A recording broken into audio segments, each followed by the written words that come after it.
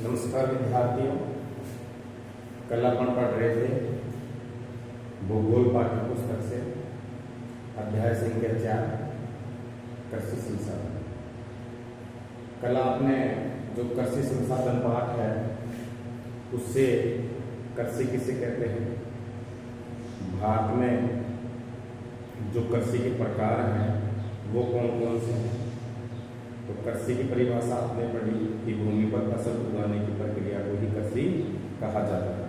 इसके अलावा कृषि के प्रकार पढ़े आपने, जिसमें आपने पढ़ा प्रारंभिक जीवन निर्वाह कृषि, गहन जीवन निर्वाह कृषि के बारे में पढ़ा, वाणिज्य कृषि के बारे में पढ़ा। आज उसी अध्याय को आगे बढ़ाते हुए अपन कृषि का जो चौथा प्रकार है रोपण कृषि, उसके बारे में अध्ययन करेंगे। तो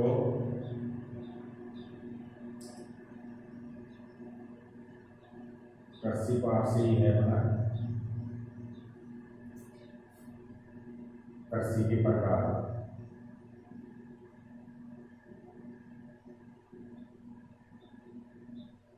टॉपिक चल रहा है, इसी में आती है नंबर 4 रोपण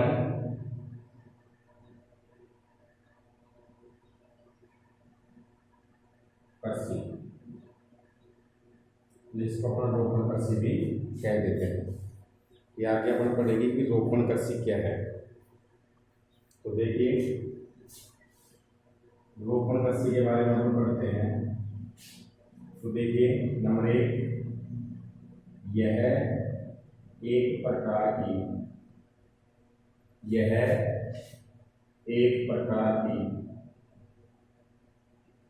वाणिज्य कृषि है।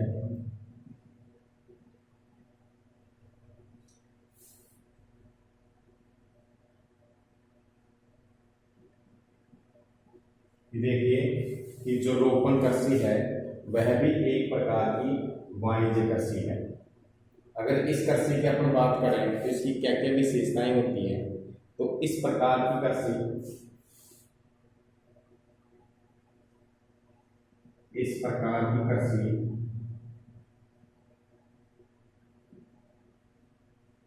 लंबे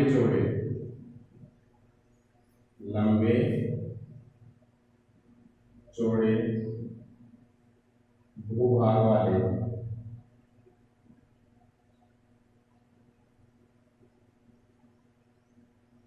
क्षेत्रों में की जाती है।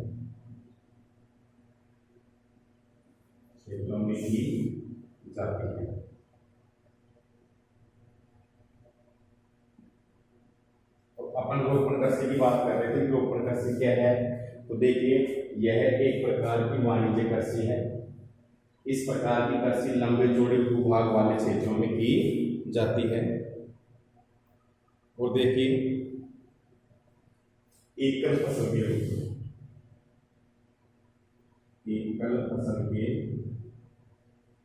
रूप में तो रोपण कृषि एक प्रकार की वाणिज्य कृषि है, जिसका जो उद्देश्य है वो उद्योगों के लिए कच्चा माल उपलब्ध करवाना है। यह कृषि एक लंबे चौड़े भूभाग वाले क्षेत्रों में की जाती है और एक फसल के रूप में। आगे अपन चर्चा करते हैं इसमें। देखिए, रोपण कृषि उद्योग और रोपण कृषि है जो उद्योग और कृषि के बीच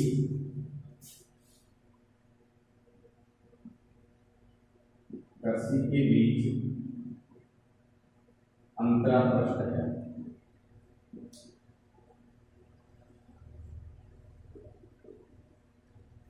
जो रोपण कृषि है वो उद्योग और कृषि के बीच क्या है? अंतरापृष्ठ है।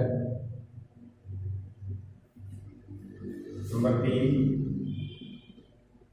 यह व्यापक क्षेत्र में की जाती है। व्यापक क्षेत्र में की जाती है।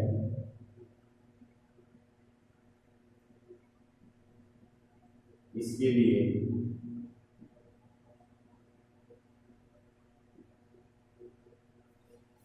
लिए अधिक तकनीकी, अधिक पूंजी और अधिक श्रमिकों की जरूरत होती है। इसके लिए अधिक पूंजी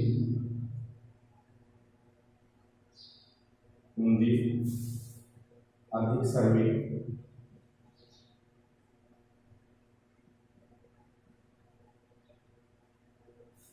और तकनीकों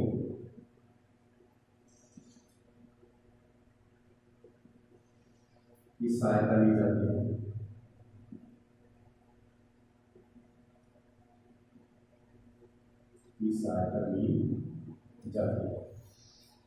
देखिए, यह बड़े क्षेत्र में की जाती है, व्यापक क्षेत्र में की जाती है।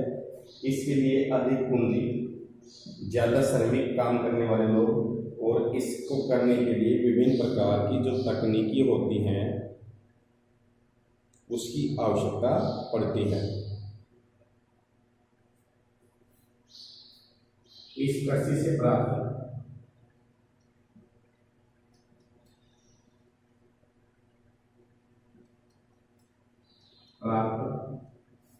संपूर्ण उत्पादन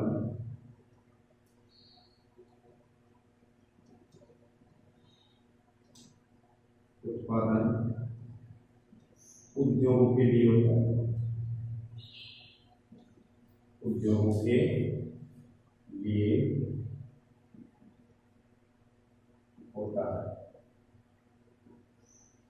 देखिए, इस कृषि में जितना भी उत्पादन होता है वो सारा उद्योग धंधों के लिए होता है। कच्चे माल के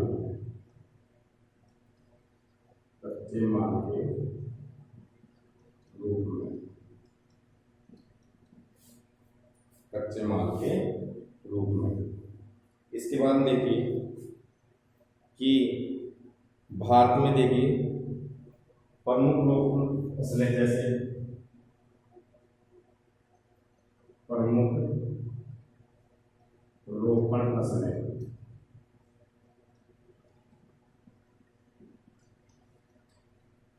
जिनको हम रोप करके बोते हैं, चाय है, कॉफी है, रबड़ है, गन्ना है, केला है, आदि है। प्रमुख रोपण फसलें चाय, कॉफी, गन्ना, केला,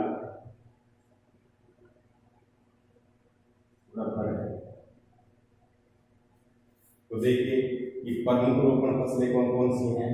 चाय है, कॉफी है, गन्ना है, केला है और रबड़। ये प्रमुख रोपण फसलें हैं। अब इसके बाद देखिए कि जो रोपण फसलें हैं, तो देखिए आसाम के अलावा देखिए आसाम और बंगाल में चाय, असम, बंगाल में चाय प्रमुख रोपण फसल है।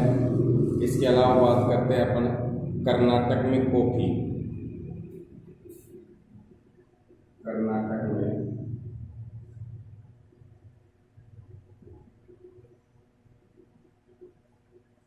कॉफी। और अगर आगे बात करते हैं तो जो दक्षिण भारत है, दक्षिण भारत के अंदर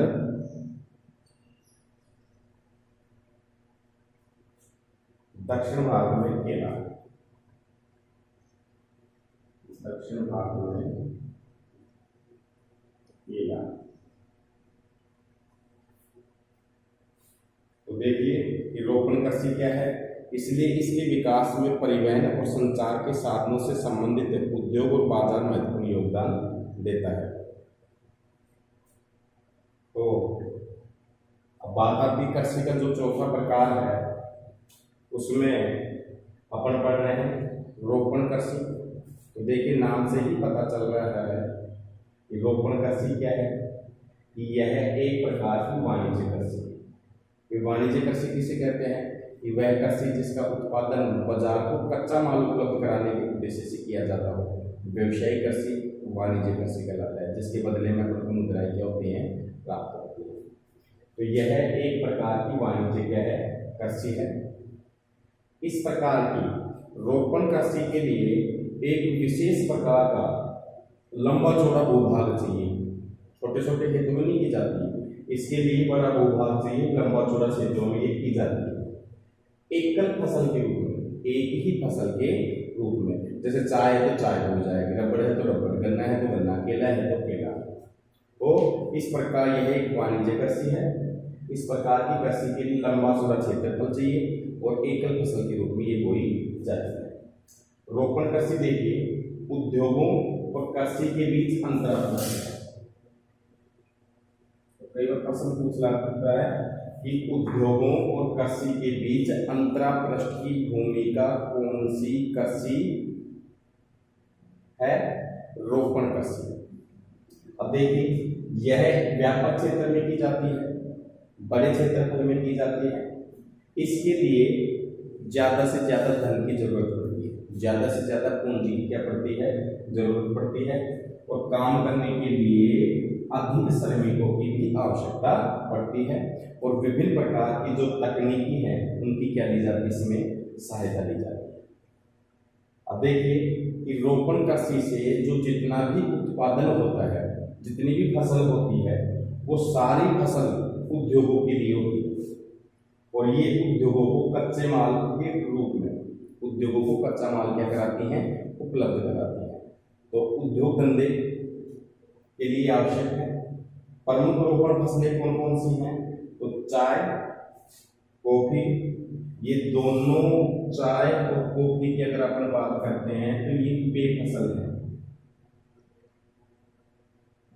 पेय फसल, इनका उपयोग अपन पीने में करते हैं। तो चाय है, कॉफी है, गन्ना है, केला है, रबड़ है, प्रमुख रोपण फसलें हैं। असम और बंगाल की बात करते हैं अपन, आसाम और पश्चिम बंगाल की अगर बात करते हैं तो वहां की प्रमुख रोपण फसल कौन सी हो गई, चाय है। कर्नाटक में बात करते हैं तो कॉफी उत्पादन में सबसे अग्रणीय है। और दक्षिण भारत किस में है बोलो, केला उत्पादन में और गन्ना, केला और गन्ना उत्पादन में महत्वपूर्ण है।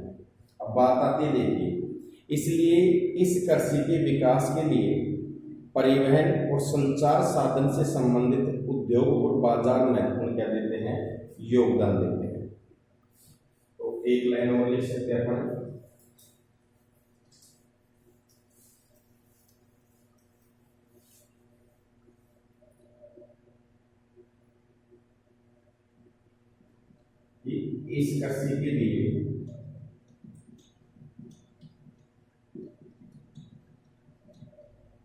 इस कृषि के लिए बाजार, परिवहन और संचार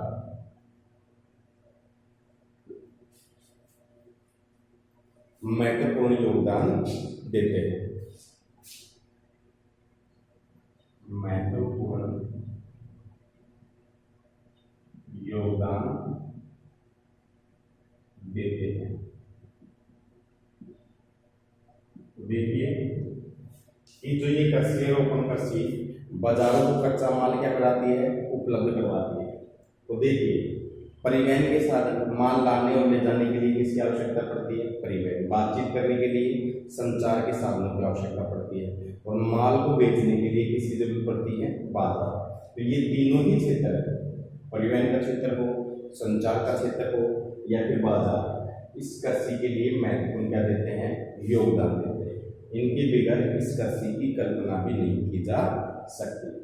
तो इस प्रकार से हम भारत में कृषि के 4 प्रकार पढ़ चुके हैं। पहला आ रहा था प्रारंभिक जीवन निर्वाह कृषि, दूसरा आपने पढ़ा कृषि के रूप में ही गहन जीविका कृषि, वाणिज्य कृषि, और चौथा कौन सी हो गई, रोपण कृषि। तो आप उतार भी लिए हो इसको, नहीं उतारे तो आप उतार सकते हो। रोपण कृषि, एक बार और दोहरा देते हैं इसको कि रोपण कृषि क्या है। कि रोपण कृषि एक प्रकार की वाणिज्य कृषि है और इस प्रकार की खेती लंबे चौड़े क्षेत्रफल में एक फसल के रूप में बोई जाती है। रोपण कृषि उद्योग और कृषि के बीच अंतराप्रस्थ है। यह व्यापक क्षेत्र में बोई जाती है। इसके लिए अधिक पूंजी, अधिक श्रमिक और तकनीकी की सहायता ली जाती है। इस कृषि से प्राप्त संपूर्ण उत्पादन उद्योगों के लिए कच्चा माल उपलब्ध करवाता है। प्रमुख रोपण फसलें चाय, कॉफी, गन्ना, केला और रबड़ है। असम और बंगाल में चाय, कर्नाटक में कॉफी और दक्षिण भारत में केला और गन्ना। इस कृषि के लिए बाजार, परिवहन और संचार का महत्वपूर्ण योगदान होता है। अब देखिए, आप बता लो इसको कि अब हम चर्चा करते हैं, कृषि के प्रकार हो चुके हैं कि भारतीय कृषि के विविध रूप कौन कौन से हैं, या फिर भारतीय कृषि का शस्य प्रारूप क्या है। तो हम भारतीय कृषि के शस्य प्रारूप के बारे में पढ़ेंगे, और या फिर इसको अपन बोल सकते हैं कि ऋतुओं के आधार पर भारतीय कृषि का वर्गीकरण। तो देखिए,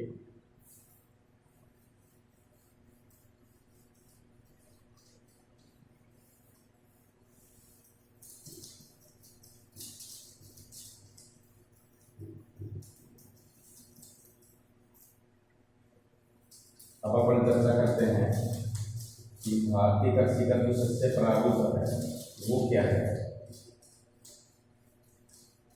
या ऋतुओं के आधार पर भारतीय कृषि का किस प्रकार वर्गीकरण किया गया है। तो देखिए, अब बात आती है भारतीय कृषि का शस्य प्रारूप।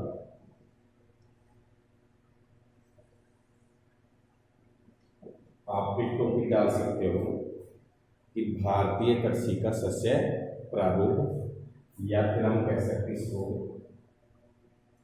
या ऋतुओं के आधार पर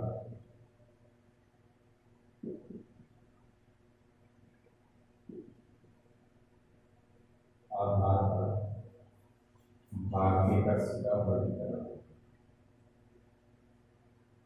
भारतीय कृषि का वर्गीकरण।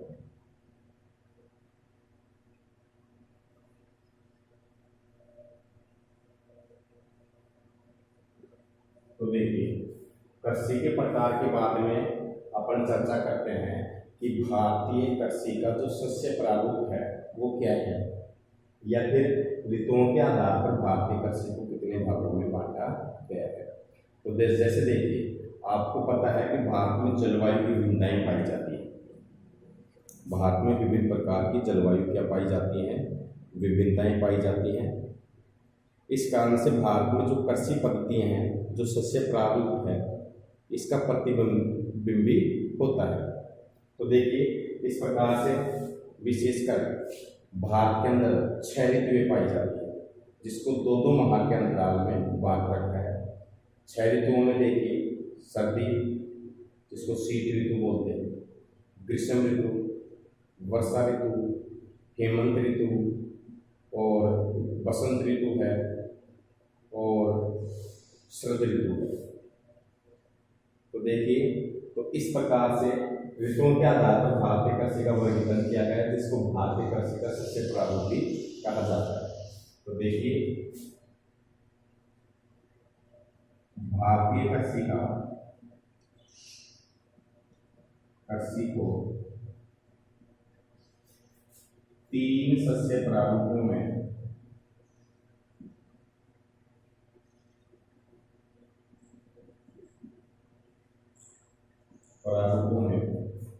बांटा जाता है।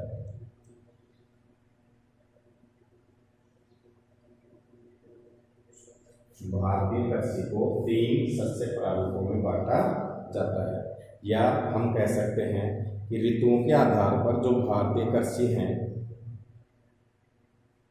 उसको 3 भागों में बांटा जाता है। भारतीय कृषि को 3 शस्य प्रारूपों में बांटा जाता है, इसके आधार पर, ऋतुओं के आधार पर। सबसे पहले हम बात करते हैं नंबर 1, इसकी जो पहले नंबर की बात करते हैं अपन, तो इसमें लेते हैं अपन खरीफ की फसल।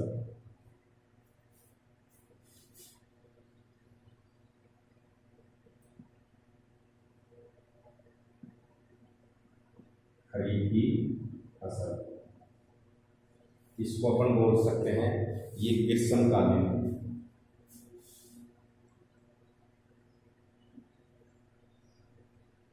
ग्रीष्मकालीन कह सकते हैं अपन इसको। दूसरे नंबर पर आती है रबी की फसल।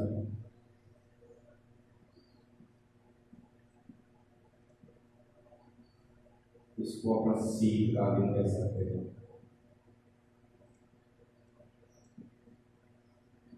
और तीसरे नंबर पर आती है जायद की फसल।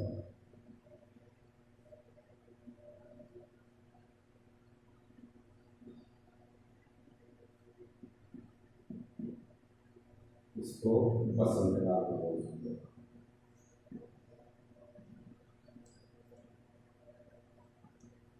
तो देखिए कि भारतीय जो कृषि है उसके 3 शस्य प्रारूप हैं। भारतीय कृषि के कितने? 3 शस्य प्रारूप हैं। खरीफ की फसलें जिनको हम ग्रीष्मकालीन मौसम में ये बोई जाती है। दूसरे नंबर पर आती है रबी की फसलें जिसको अपन शीतकालीन ऋतु के अंदर बोते हैं। जैसे तीसरे नंबर पर आती है जायद की फसलें जिसको अपन बसंतकालीन भी कहते हैं।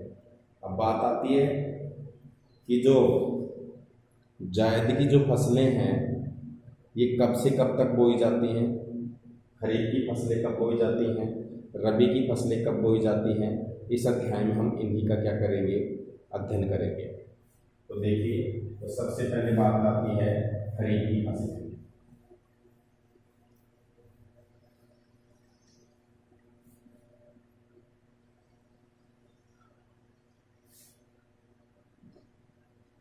ये है फसलें या ये फसलें विशेषकर मानसून के आगमन के साथ बोई जाती हैं। ये फसलें मानसून के आगमन के साथ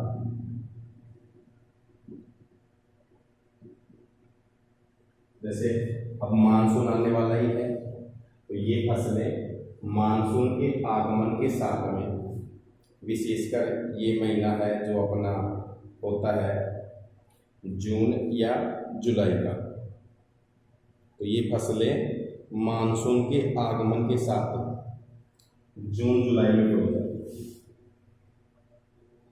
जून जुलाई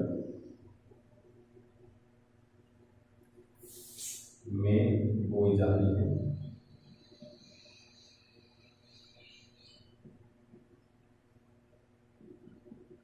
और विशेषकर देखिए कि जो अक्टूबर सितंबर या अक्टूबर के महीने में काट लिया, सितंबर और अक्टूबर में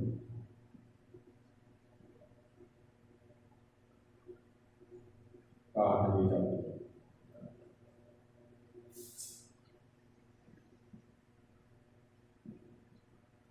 बात आती है खरीफ की फसल, तो इसका जो प्रारूप हो गया ये हो गया 6 और 7 में बोई जाती है और 9 और 10वें महीने में क्या कर जाती है, काट ली जाती है।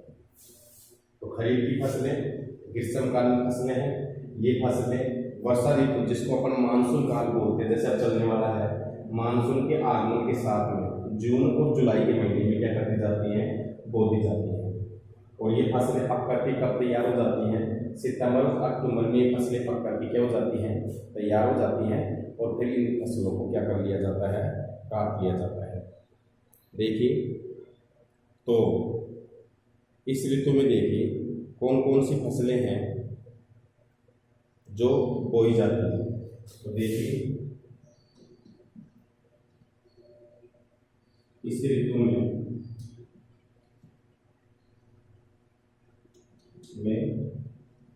बाजरा, ज्वार, मक्का, मूंगफली, सोयाबीन,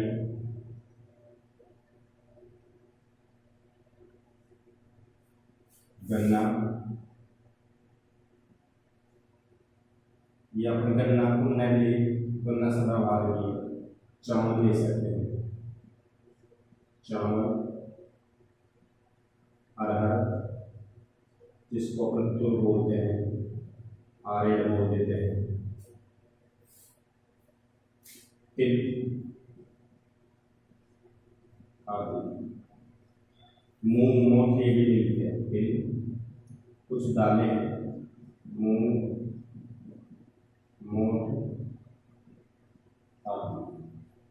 तो देखिए इस ऋतु में बाजरा, ज्वार, मक्का, मूंगफली, सोयाबीन, चावल, अरहर जिसको अपन तुर बोलते हैं, इसके अलावा अरहर तुर है और इसके अलावा मूंग है, सोयाबीन है आदि फसलें बोई जाती है, आदि फसलें बोई जाती है, आदि फसलें बोई जाती है। तो देखिए कि खरीफ की फसल कब बोई जाती है, ग्रीष्म काल में बोई जाती है, मानसून आगमन से पहले बोई जाती हैं। ये फसलें जून जुलाई में बोई जाती हैं, सितंबर अक्टूबर में काट ली जाती हैं। प्रमुख जो रबी की फसलें हैं वो हैं चावल, मक्का, ज्वार, बाजरा, तुर जिसको आरेड़ बोलते हैं, मूंग है, उड़द है, कपास है, जूट है, मूंगफली है, सोयाबीन है आदि हैं। इसके अलावा देखिए कि जो चावल की जो खेती है मुख्य रूप से वो आप बता सकते इसको,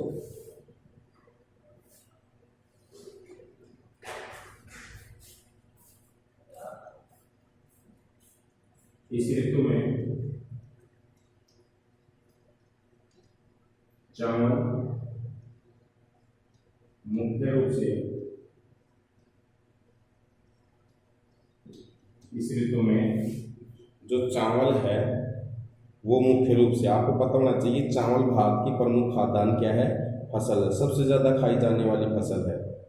कि इस ऋतु में चावल की फसल या चावल की खेती मुख्य रूप से आसाम, बंगाल, उड़ीसा, आंध्र प्रदेश, तेलंगाना, तमिलनाडु, केरल और बिहार में की जाती है। कि चावल की मुख्य इस ऋतु में चावल मुख्य रूप से असम, बंगाल, केरल, उड़ीसा, बिहार, इस ऋतु में चावल मुख्य रूप से असम, बंगाल, केरल, उड़ीसा, बिहार और इसके बाद में बात करें तमिलनाडु, महाराष्ट्र आदि राज्यों में बोया जाता है, बोया जाता है। खरीफ की फसल में अगर सबसे ज़्यादा फसल बोई जाती है तो किसकी बोई जाती है? चावल की, क्योंकि चावल भारत की प्रमुख खाद्यान्न क्या है? फसल है। और देखिए कहाँ कहाँ बोई जाती है? असम, बंगाल, केरल, उड़ीसा, बिहार, तमिलनाडु, महाराष्ट्र आदि राज्यों में ये फसल बोई जाती है। अब इसके बाद देखिए कि हरियाणा और पंजाब के अंदर की बात करें तो हरियाणा और पंजाब में चावल एक महत्वपूर्ण फसल बन गई है। तो आप बता सकते इसको, भारतीय कृषि को 3 सबसे प्रारूप में बांटा गया है। पहली है खरीफ की फसल, यह ग्रीष्मकालीन है, कब बोई जाती है? जून जुलाई में। कब काटी जाती है? अक्टूबर सितंबर में। कौन कौन सी फसलें हैं खरीफ की? तो आप जानते हो, आप क्षेत्रीय लोग अब डाल भी रहे हैं खरीफ की फसलें। बाजरा, जवार, मक्का, मूंगफली, सोयाबीन, चावल, अरहर, तिल, मूंग, मोठ आदि फसलें बोई जाती हैं। सबसे ज़्यादा चावल की फसल बोई जाती है। कहाँ कहाँ बोई जाती है? ये असम में, बंगाल में, केरल में, उड़ीसा में, तमिलनाडु में, महाराष्ट्र में आदि राज्यों में बोई जाती है। तो देखिए इसके बाद में अगर इसी में अपन चर्चा करते हैं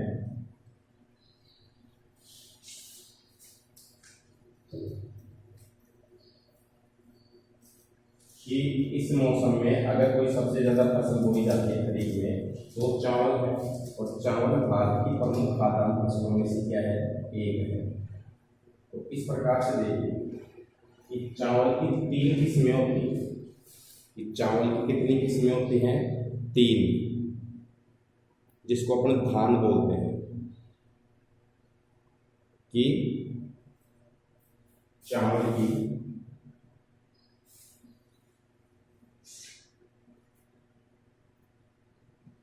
आप भी डाल दो, चावल की किस्म, ये किस्में। तो देखिए कि जो चावल इस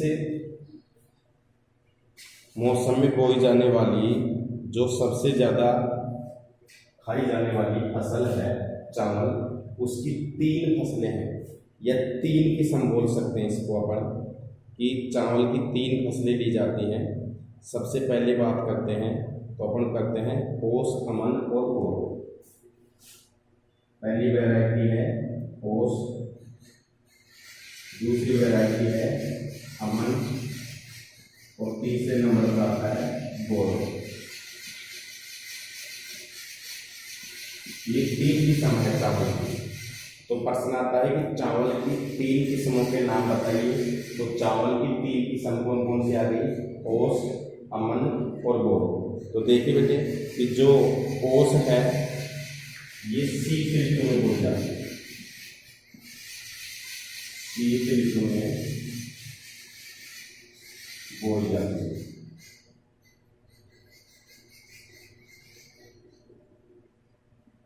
इसके बाद में अमन की बात करते हैं तो जो अमन है ये मानसून काल में बोई जाती है। अमन मानसून काल,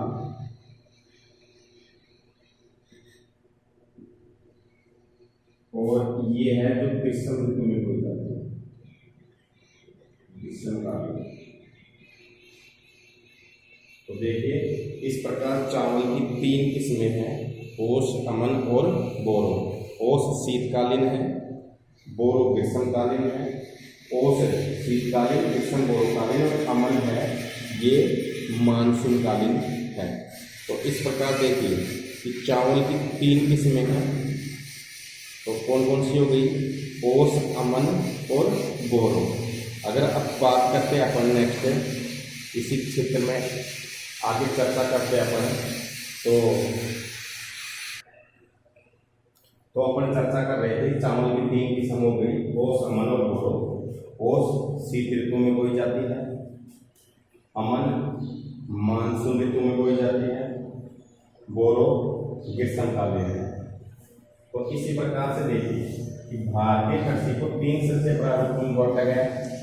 पहली आ गई अपनी रबी की खरीफ की फसलें।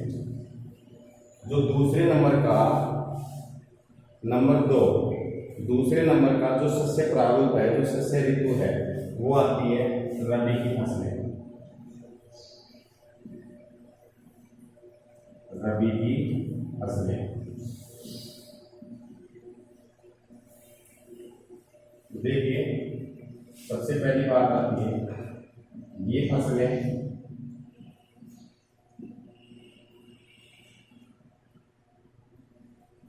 शीत ऋतु के आगमन पर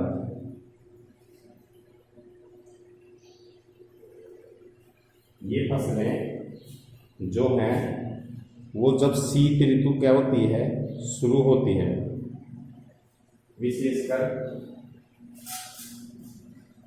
अक्टूबर व नवंबर,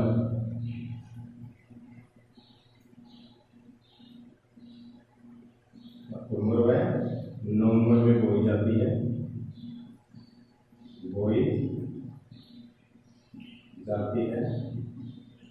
और इसके बाद में अप्रैल और जो मई का जो महीना आता है या अप्रैल से जून के बीच में इसको काट दिया जाता है। अप्रैल से जून के बीच में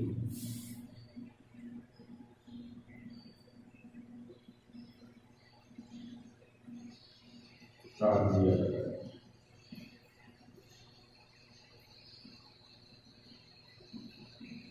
तो देखिए कि दूसरे नंबर का जो सबसे प्रारूप है अपना वो आता है रबी की फसलें। ये फसलें कब बोई जाती हैं कि जब खरीफ की फसल अपन काट लेते हैं, तो खरीफ की फसल सितंबर अक्टूबर में काट लेते हैं, तो फिर उसके जस्ट बाद अक्टूबर और नवंबर में शीत ऋतु के आगमन से पहले ये अक्टूबर और नवंबर में बोई जाती हैं। और विशेषकर जो अप्रैल और जो मई का जो महीना होता है अपना, या मार्च अप्रैल में क्या कर ली जाती हैं, काट ली जाती हैं। तो मार्च कुछ फसलें हैं जो मार्च में कट जाती है, कुछ अप्रैल में, कुछ मई में। तो इसका मतलब हो गया अप्रैल से और जून के बीच में क्या कर ली जाती है, ये काट ली जाती है। दूसरे नंबर पर आता है रबी की प्रमुख फसलों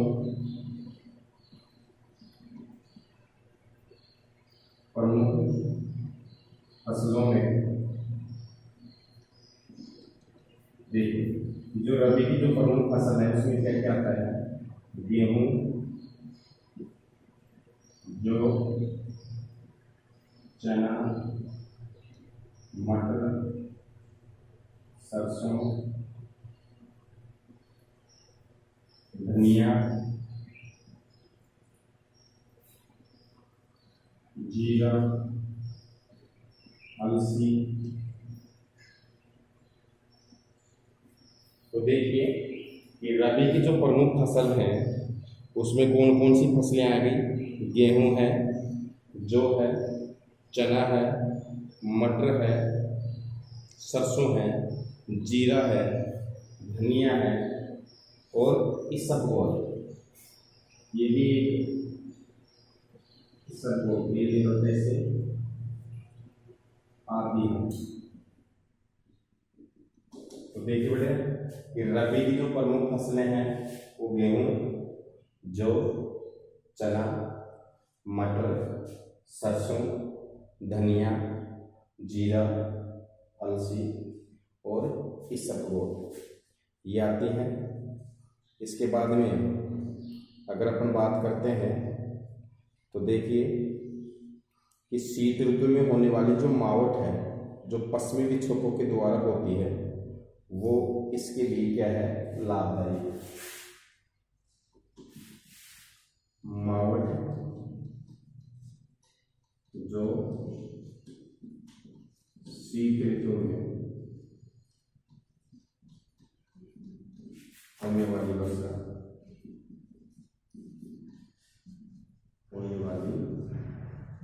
वर्षा, इस फसल के लिए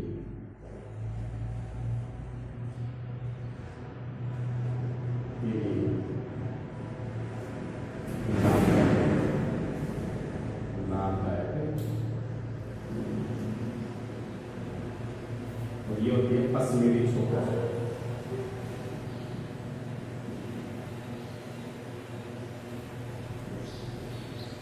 तो जो मावट है वो किससे होती है, भूमध्य सागर से उठने वाले जो चक्रवात होते हैं, जिसको अपन पश्चिमी विक्षोभ से होने वाली वर्षा, मावठ, आप 9th क्लास में पढ़ चुके हैं कि मावठ क्या है।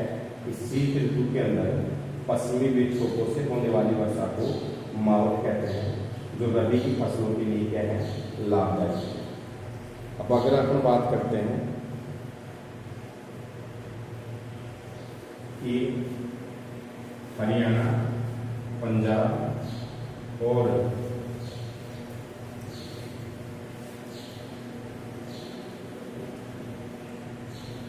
तीसरे नंबर पे हरियाणा, पंजाब, राजस्थान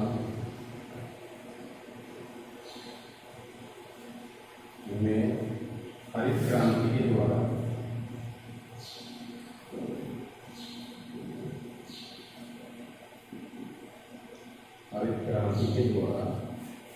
विशेषकर हरियाणा और पंजाब के अंदर, कि हरियाणा, पंजाब और राजस्थान में हरित क्रांति, हरियाणा, पंजाब, राजस्थान में, राजस्थान और इसमें अपन पश्चिम उत्तर प्रदेश में, पश्चिम उत्तर प्रदेश में हरित क्रांति के द्वारा इस रबी की फसलों में वृद्धि हुई है। रबी की फसलों में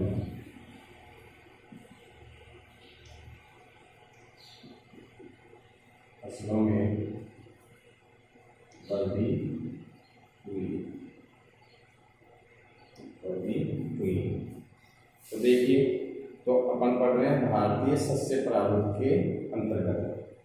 दूसरा जो सस्य प्रारूप है, जो दूसरी ऋतु है भारत में, वो रबी की फसलें हैं। रबी की फसलें शीत ऋतु के आगमन से पहले, यानी अक्टूबर और नवंबर में ये बोई जाती हैं, और विशेषकर मार्च और अप्रैल में क्या कर ली जाती है, काट ली जाती है। या अपन कह सकते हैं कि अप्रैल से लेकर के जून के बीच में काट ली जाती है। प्रमुख जो रबी फसलें हैं वो कौन सी हैं? गेहूँ है, जौ है, चना है, मटर है, सरसों है, धनिया है, जीरा है, अलसी है, इसबगोल है, आदि रबी की प्रमुख क्या है, फसलें हैं। अब देखिए, जो शीत ऋतु में जो वर्षा होती है उसको मावठ बोलते हैं, जो पश्चिमी विक्षोभों के द्वारा होती है, और ये रबी की फसल के लिए सबसे ज़्यादा क्या है, लाभदायक है। और रबी की फसलों में कुछ क्षेत्रों में वृद्धि हुई है, सबसे ज़्यादा उत्पादन हुआ है, विशेषकर हरियाणा और पंजाब में रबी की फसल के उत्पादन में अत्यधिक क्या हुई है, वृद्धि हुई है। राजस्थान का कुछ हिस्सा है, पश्चिमी उत्तर प्रदेश में हरित क्रांति के द्वारा रबी की फसलों में क्या हुई है, वृद्धि हुई है। इसके बाद तीसरे नंबर पर अगर हम बात करते हैं, तो तीसरे नंबर की जो फसल आती है वो है जायद की फसल। तो आप खरीफ हो गया, रबी हो गया, और तीसरे नंबर पर जो सस्य प्रारूप है वो है जायद की फसल।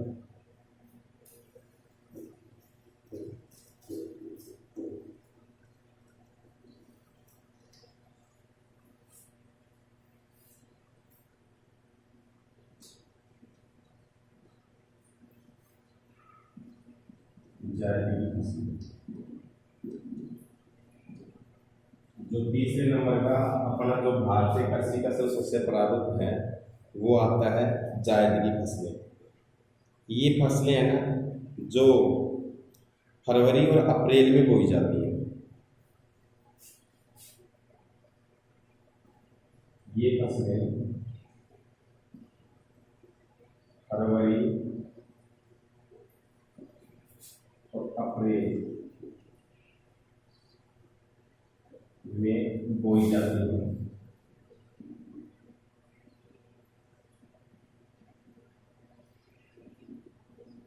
और कुछ समय बाद, महीने 2 महीने के अंतराल में ही इनको जून जुलाई में ही काट लिया जाता है। जून और जुलाई में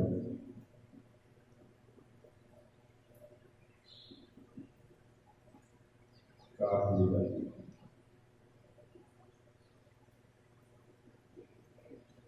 देखिए कि जो तीसरे नंबर की जो बात आती है कि ये फसलें फरवरी और अप्रैल में बोई जाती हैं और जून जुलाई में काट ली जाती हैं। कई बार पूछ भी लेता है कि जायद की फसलें किसे कहते हैं, तो रबी और खरीफ फसल ऋतुओं के बीच में ग्रीष्म ऋतु में बोई जाने वाली फसल, या अपने इसको ऐसे बोल सकते हैं कि रबी व खरीफ की फसलों के बीच में, की फसलों के बीच में ग्रीष्म ऋतु में बोई जाने वाली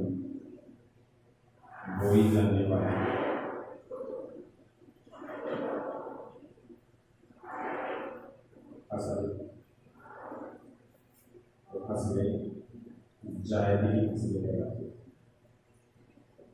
जायद की फसलें कहलाती हैं। अब बात आती है कि जायद की फसलें किसे कहते हैं, तो रबी की फसल और खरीफ की फसलों के बीच में जो ग्रीष्म ऋतु में कुछ समय अंतराल बच जाता है उसमें बोई जाने वाली फसलों को हम जायद की फसलें कहते हैं। तो देखिए प्रमुख जो जायद की जो फसलें हैं उसमें कौन कौन सी फसलें आती हैं। तो नंबर 3 आती है प्रमुख जायद की फसलें। प्रमुख जायद की फसलें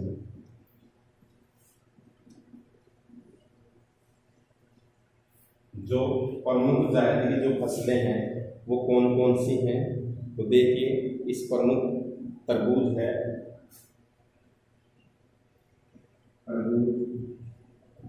लौकी, खीरा, हरी सब्जियां,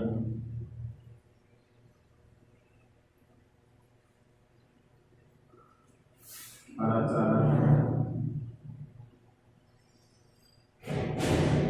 आदि। तो देखिए कि प्रमुख जो रबी की फसलें हैं वो कौन कौन सी हैं। तरबूज है, लौकी है, खीरा है, हरी सब्जियां हैं, हरा चारा है, इसमें खरबूजे भी ले सकते हैं, खरबूज, इसमें ककड़ी भी ले सकते हैं, ककड़ी, खरबूज, हरा चारा आदि है। तो ये प्रमुख जायद की फसलें हैं। तो देखिए जायद की फसलों का अपन बात करते हैं तो ये फसलें फरवरी और अप्रैल में बोई जाती है, जून जुलाई मतलब 2 महीने का ही समय लगता है इसमें कि जून जुलाई में काट ली जाती है। रबी व खरीफ फसलों के बीच में जब ग्रीष्म ऋतु आती है तो उसमें जो फसलें बोई जाती हैं उनको अपन जायद की फसलें बोलते हैं। जायद की फसलों की श्रेणी में कौन कौन सी फसलें आती हैं, तो प्रमुख जायद की जो फसलें हैं तरबूज है, लौकी है, खीरा है, हरी सब्जियां हैं, ककड़ी है, खरबूज है, हरा चारा आदि जायद की फसलों के अंतर्गत आते हैं। तो इस प्रकार से आप देख चुके हैं कि भारतीय कृषि का जो शस्य प्रारूप है तो ऋतुओं के आधार पर भारतीय कृषि को 3 भागों में बांटा गया है। भारतीय कृषि के 3 शस्य प्रारूप हैं, रबी की फसलें, खरीफ की फसलें और जायद की फसलें। कब बोई जाती है, कब काटी जाती हैं, एक बार आप इसको उतारो थोड़ा सा कि जायद की फसलें, ये फसलें फरवरी और अप्रैल में बोई जाती हैं, जून जुलाई में काट ली जाती हैं। रबी व खरीफ की फसलों के बीच में ग्रीष्म ऋतु में बोई जाने वाली फसलें जायद की फसलें कहलाती हैं। प्रमुख जायद की फसलों में तरबूज, लौकी, खीरा, हरी सब्जियां, ककड़ी, हरा चारा, खरबूज आदि आते हैं। अब देखिए तो अपन बात करते हैं कि आप इनको एक बार समझ भी गए होंगे। जो शस्य प्रारूप है भारत में वो 3 प्रकार की फसलें हैं, ग्रीष्मकालीन, शीतकालीन और वसंतकालीन।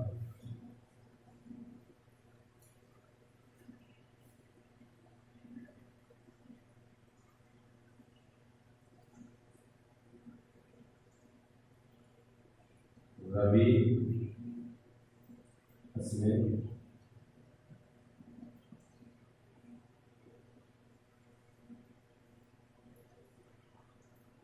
खरीफ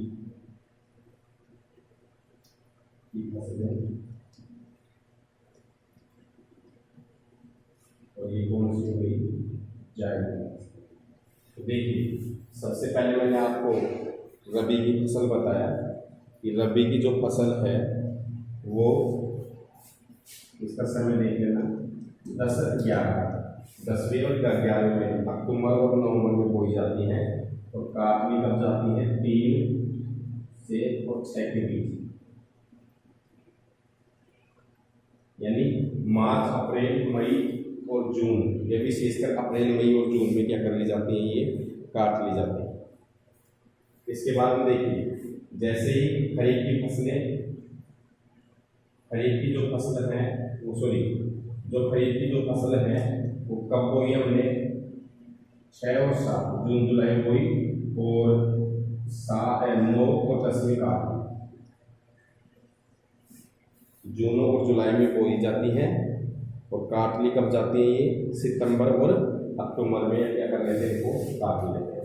जैसे सितंबर और अक्टूबर में इन फसलों को काटेंगे तो अब बच गया अपने पास में कौन सा, 10 और 11 महीना, तो क्या कौन सी फसल बो देंगे, इसकी बुआई हो जाएगी, रबी की फसल की। और ये कट कब जाएंगी, ये कट जाएंगी 3, 4, 5 और 6, यानी अप्रैल से जुलाई के बीच, जुलाई के बीच क्या हो जाएगी, फसलें कट जाएगी। अब देखिए, ध्यान देना कि 3, 4, 5 और 6, अप्रैल या मार्च से और अप्रैल जिसमें जुलाई के बीच में 4 महीने आ गए, 3, 4, 5 और 6। इस महीने में तो खरीफ और रबी की फसल के बीच में जो ग्रीष्म ऋतु में जो फसलें बोई जाती है, जायद की फसलें कहलाती है। जैसे सरसों है, सरसों रबी की फसल है, और सरसों लगभग फरवरी में कट जाती है ना, जो है, जो भी जल्दी कट जाता है। चना है, चना भी जल्दी कट जाता है, गेहूँ थोड़ा सा लेट कटता है। तो देखिए कि जैसे ही फरवरी में जगह खाली हुई तो ये बो दी कब, फरवरी और मार्च में क्या कर दिया, इसको बो दिया, और विशेषकर 5 और 6 मई और जून में क्या कर दिया, इनको काट लेते हैं अपन। तो ये हो गई कि अब मई और जून में कट गई, कुछ फसलें जून और जुलाई में कट जाएंगी। तो इस प्रकार से भारतीय ऋतुओं का जो शस्य प्रारूप है वो 3 भागों में बांटते हैं, रबी की फसलें, खरीफ की फसलें और कौन सी फसलें, जायद की फसलें। अब अपन बात करते हैं कि भारत के अंदर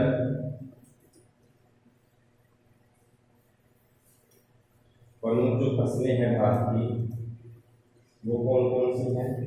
तो इससे पहले अपन चर्चा करते हैं, तो मैं आपको थोड़ा सा और बता देता हूँ कि देखिए कि कुछ फसलें कौन कौन सी होती हैं। तो आप लिख सकते हो, खाद्यान्न फसलें,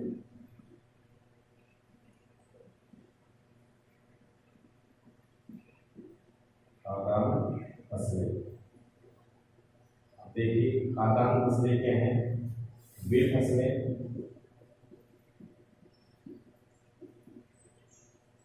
जिनका उपयोग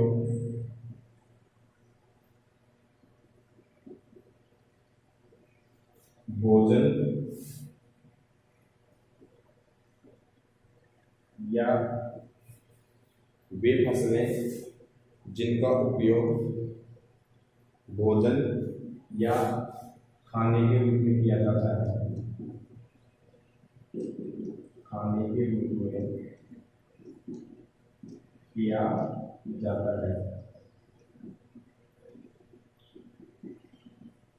तो देखिए, अब प्रश्न आ जाएगी कि खाद्यान्न फसलें किसे कहते हैं। आप कृषि वाले पाठ पढ़ रहे तो आपको पता होना चाहिए जो फसलों का जो वर्गीकरण है वो किस प्रकार से। तो वे फसलें जिनका उपयोग भोजन या खाने के रूप में हम करते हैं, तो वो कौन सी फसलें कहलाती हैं, खाद्यान्न फसलें कहलाती हैं। जैसे इसकी अपन बात करते हैं, जैसे चावल, गेहूं, बाजरा, मक्का,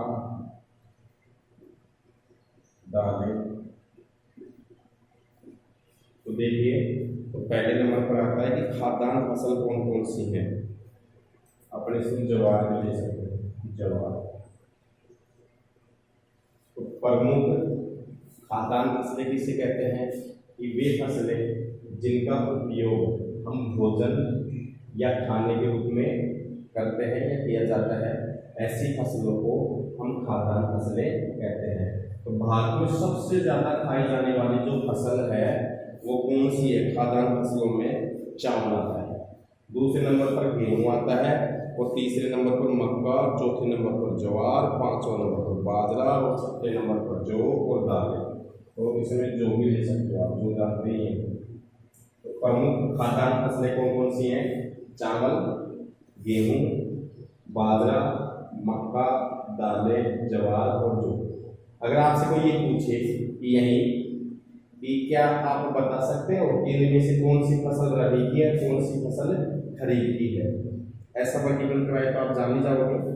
चावल है, चावल की 3 किस्म मैंने बताई आपको, ओस, अमन और गौरव। तो वैसे चावल भारत के अंदर सबसे ज्यादा मानसून काल में बोया जाता है, तो इस कारण से चावल को खरीफ की फसल मानेंगे।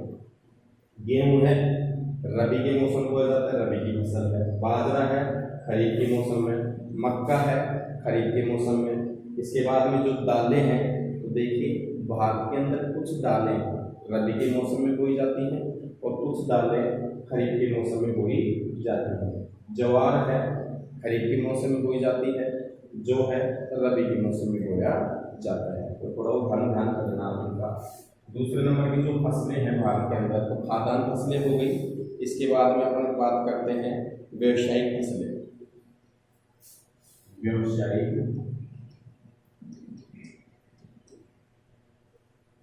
या औद्योगिक फसलें, औद्योगिक फसलें। तो देखिए, खाद्यान्न फसलों के बाद में दूसरा आता है व्यावसायिक या औद्योगिक फसलें किसे कहते हैं कि वे फसलें जिनका उपयोग, वे फसलें जिनका उत्पादन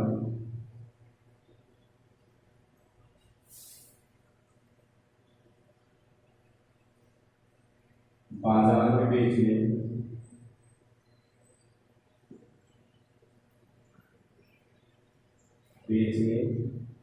व उद्योगों को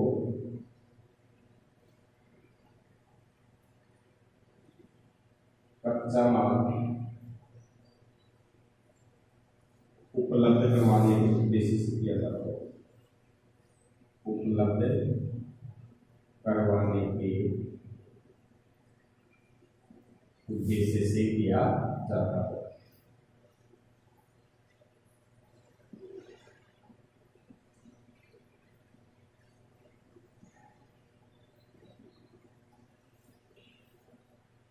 देखिए, वे फसलें जिनको हम खाने के लिए नहीं, आप जानते हैं कि भारत के अंदर जो कई फसलें होती हैं उनको हम खाने के लिए, बल्कि उन फसलों को हम बाजार में बेचने और उद्योगों को कच्चा माल उपलब्ध करवाने के उद्देश्य से हम उन फसलों का क्या करते हैं? उत्पादन करते हैं। ऐसी फसलों को मुद्रादायनी या नकदी फसलें भी कहा जाता है। इन्हें मुद्रादायनी या नकदी फसलें भी कहा जाता है, नकदी फसलें भी कहा, नकदी फसलें भी कहा जाता है। तो देखिए कि वे फसलें जिनका उत्पादन हम बाजार में बेचने व उद्योगों को कच्चा माल उपलब्ध कराने के उद्देश्य से करते हैं, ऐसी फसलों को हम मुद्रादायनी या नकदी फसलें कहते हैं, क्योंकि इनसे नगद मुद्रा प्राप्त होती है, आय प्राप्त होती है, नकदी नगद प्राप्त होती है। जैसे उदाहरण के लिए हम देख सकते हैं, जैसे गन्ना है, तंबाकू, गन्ना है, तंबाकू है, इसके बाद में कपास है, जूट है, तिलहन है। कपास, जूट, तिलहन। तिलहन का मतलब तेल, मतलब जिससे भी तेल, तिलहन का मतलब तेल नहीं हो गया, जिससे भी तेल प्राप्त होता है वो सारी फसलें तिलहन कहलाती है। तो ये सारी की सारी क्या है, व्यवसायिक फसलें हैं। तो व्यवसायिक व औद्योगिक फसलें किसे कहते हैं, वे फसलें जिनको हम इसलिए ही बोते हैं ताकि वे फसलें उद्योग धंधों को कच्चा माल उपलब्ध करा सके और बदले में हमारे को पैसा प्राप्त हो जाए। इस कारण इसको नकदी मुद्रादायक फसलें बोलते हैं। कौन कौन सी हैं, गन्ना है, खाते हुए गन्ने को नहीं, सीधा बेचते हैं। गन्ना है, आगे बढ़ेंगे अपन गन्ने के बारे में। तंबाकू है, कपास है, जूट है, तिलहन है। ये सब ऐसी फसलें हैं जिनको हम बाजार में बेचते हैं और ये किसी न किसी उद्योग को कच्चा माल उपलब्ध करवाते हैं। तो ऐसी फसलों को हम व्यवसायिक फसलें या औद्योगिक फसलें कहते हैं। अब बात आती है बागानी फसलें क्या हैं।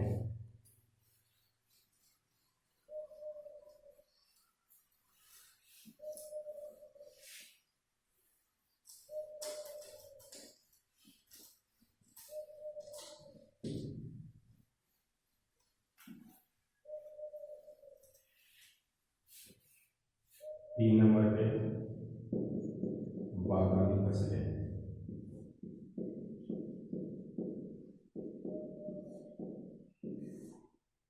अब देखिए बागानी फसलें किसे कहते हैं कि ऐसी फसल जो बड़े बड़े बागानों में उत्पादित की जाती हो। वे फसलें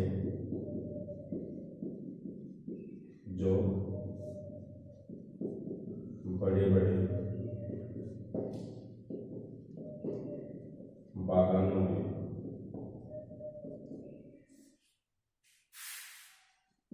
उत्पादित की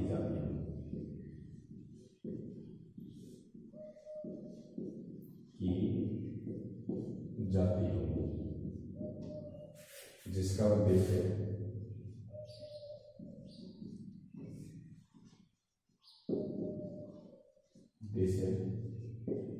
पेय पदार्थ व उद्योगों को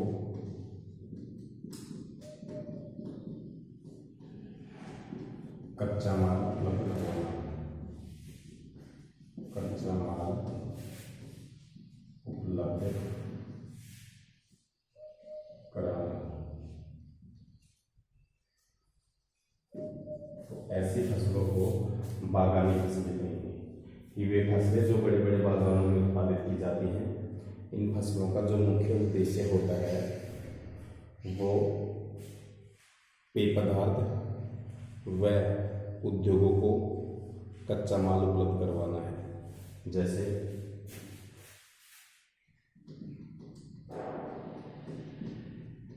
चाय, कॉफी, रबर, सिंकोना, गरम मसाले,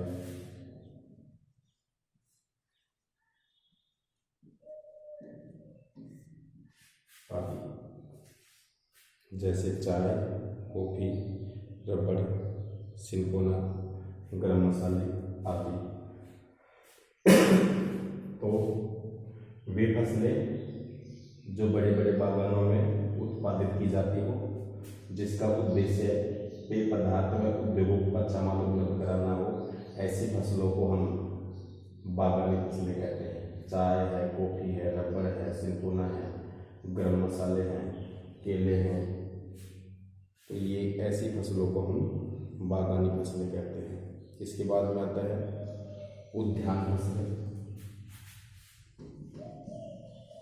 उद्यान फसलें देखिए सभी प्रकार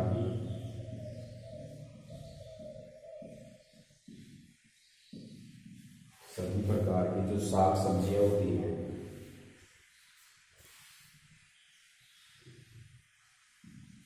सब्जियां, फल,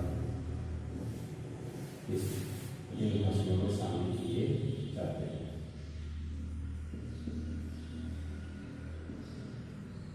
इन फसलों में शामिल किए जाते हैं।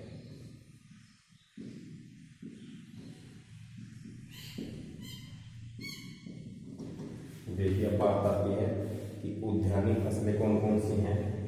तो वे सभी प्रकार की सब्जियां जितनी भी हैं, फल फूल है, वे सभी फसलें उद्यानिक फसलें कहलाती हैं।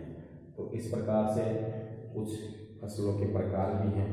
खाद्यान्न फसलें आपने पढ़ा कि वे फसलें जिनका उपयोग हम भोजन या खाना बनाने के रूप में करते हैं खाद्यान्न कहलाती हैं।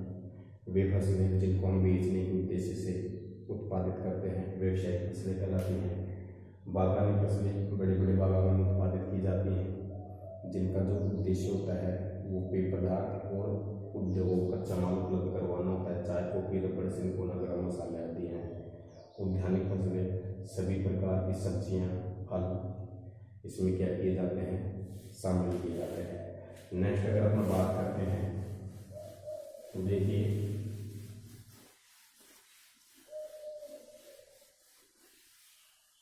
बात आती है तिलहन।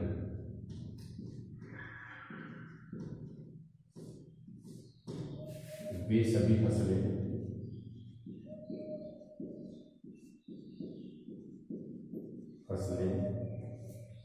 जिनसे तेल प्राप्त होता है, जिनसे तेल प्राप्त होता है। अब बात आती है वे तिलहन किसे कहते हैं। तो तिलहन के अंदर वे सभी फसलें आ जाती हैं जिनसे हमारे को तेल क्या होता है, प्राप्त होता है। जैसे तिलहन में हम बात करते हैं, तिल है, सरसों, सोयाबीन,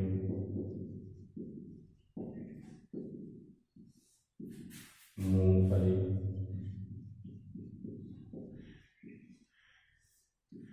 अरंडी आदि। तो देखिए कई बार समझ आता है कि तिलहन किसे कहते हैं कि वे सभी फसलें जिनसे हमारे को तेल प्राप्त होता है। तो कौन सी फसलें कहलाती हैं, तिलहन कहलाती हैं। तो कुछ तिलहन फसलें खरीफ के मौसम में बोई जाती हैं और कुछ तिलहन फसलें रबी के मौसम में बोई जाती है। जैसे देखो तिल, सोयाबीन, मूंगफली खरीफ की फसलें हैं, सरसों कैसी है, रबी के मौसम में बोई जाती है। इसके बाद में बात आती है दलहन। दलहन क्या है, देखिए कि वे सभी फसलें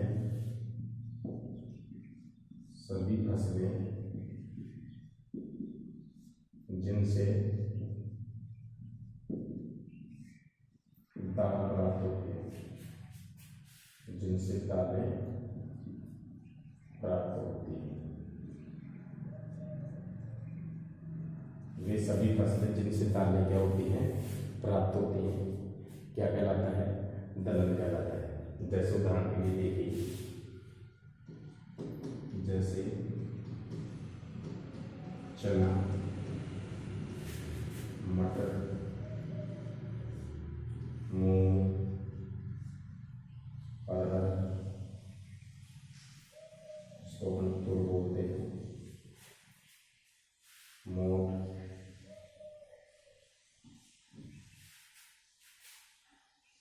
तो देखिए तो वे सभी फसलें जिनसे हमारे को दालें क्या हो, प्राप्त हो। जैसे भी दालें प्राप्त होती हैं उसको एक शब्द दिया गया है, दलहन। जिन फसलों से तेल प्राप्त होता है वो कहा जाता है तिलहन। तो वे सभी फसलें जिनसे दालें प्राप्त होती हैं, जैसे चना है, मटर है, मूंग है, अरहर है, तुर है, तुर अरहर एक ही चीज है, मोठ है, और भी अन्य है। तो कुछ दालें हैं वो रबी के मौसम में बोई जाती हैं और कुछ दालें खरीफ के मौसम में बोई जाती हैं। चना और मटर, जैसे देखो चना और मटर कौन सी फसल है, ये रबी। इसके बाद में जैसे मूंग, अरहर और मोठ, अगर इसको देखें तो ये कब बोई जाती है, खरीफ के मौसम में। तो कुछ दालें रबी के मौसम में और कुछ दालें खरीफ के मौसम में बोई जाती हैं। तो इसके बाद में कल अपन चर्चा करेंगे कि भारत की जो मुख्य फसलें हैं कौन कौन सी हैं, एक एक फसल की भौगोलिक विशेषताओं के बारे में अपन क्या करेंगे, अध्ययन करेंगे।